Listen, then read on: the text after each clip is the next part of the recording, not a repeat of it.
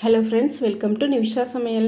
பாரம்பரிய ஸ்வீட் ரெசிபியான தேங்காய் திரட்டிப்பால் இன்றைக்கி நம்ம செய்யலாம். நான் ஒரு மூடி தேங்காய் எடுத்து அதை நல்லா துருவிட்டு எடுத்து வச்சுருக்கேன். அது 1 கப் அளவுக்கு இருக்குது. 1 கப் துருவின தேங்காய்க்கு நான் 3 ஸ்பூன் அளவுக்கு பாசிப்பருப்பு எடுத்திருக்கேன். இந்த பாசிப்பருப்பை நம்ம நல்லா வறுத்துட்டு எடுத்துக்கலாம். 1 கப் துருவின தேங்காய் எடுத்திங்கன்னா அதுக்கு 1/4 கப் அளவுக்கு பாசிப்பருப்பு எடுத்துக்கோங்க. பாசிப்பருப்பை நல்லா செவக்க வறுத்து எடுத்துக்கலாம். அதே சமயம் காந்திடக்கூடாது. அடுப்பை மீடியமாக வச்சு செவக்க வறுத்து எடுத்துக்கோங்க. இந்த அளவுக்கு செவக்க வறுத்து எடுத்துக்கோங்க. இப்போ அடுப்பை ஆஃப் பண்ணிடலாம். இது நல்லா ஆறுனோடனே சின்ன மிக்சி ஜாரில் போட்டு நல்லா நைஸாக அரைச்சி எடுத்துக்கலாம். இப்போ தேங்காய் துருவலை நம்ம அரைச்சி எடுத்துக்கலாம். மிக்சி ஜாரில் போட்டு நம்ம அரைச்சி வச்சுருக்கிற பாசிப்பருப்பு பவுடரையும் அது கூட சேர்த்துக்கலாம். சேர்த்துட்டு வாசனைக்கு 2 ஏலக்காய் சேர்த்துக்குவோம். சேர்த்துட்டு இதை ட்ரையாக ஒரு சுற்றி எடுத்துக்கலாம்.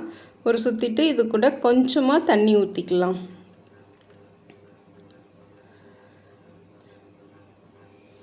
கொஞ்சமாக தண்ணி சேர்த்து நல்லா நைஸாக அரைச்சி எடுத்துக்கோங்க. இது மாதிரி நல்லா நைஸாக அரைச்சி எடுத்துக்கோங்க. இப்போ 1 கப் துருவின தேங்காய்க்கு 3/4 கப் அளவுக்கு நான் நாட்டு சர்க்கரை எடுத்திருக்கேன். நீங்கள் நாட்டு சர்க்கரைக்கு பதில் வெல்லம் கூட எடுத்துக்கலாம். இப்போது நம்ம நாட்டு சர்க்கரையை போட்டு அது கூட கொஞ்சமாக தண்ணி சேர்த்து நல்லா கரைச்சிட்டு எடுத்துக்கலாம். இதுக்கு பாகுபாதெல்லாம் தேவையில்லைங்க. இந்த நாட்டு சர்க்கரை இந்த அளவுக்கு கரைஞ்சி வந்தால் போதும்.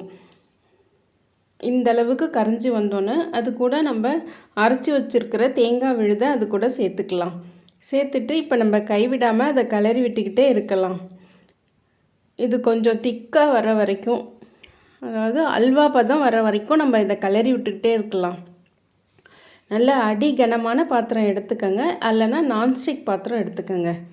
இந்த ஸ்டேஜில் நம்ம ஒரு 2 ஸ்பூன் அளவுக்கு நெய் சேர்த்துக்கலாம். நெய் சேர்த்துட்டு இதை நல்லா கிளறி விட்டுக்கிட்டே இருக்கலாம். இன்னும் கொஞ்சம் நேரம், இன்னும் கொஞ்சம் திக்காக ஆகட்டும்.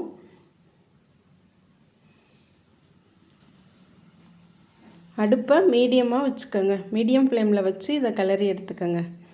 இப்போ இன்னும் 2 ஸ்பூன் அளவுக்கு நெய் சேர்த்துக்கலாம்.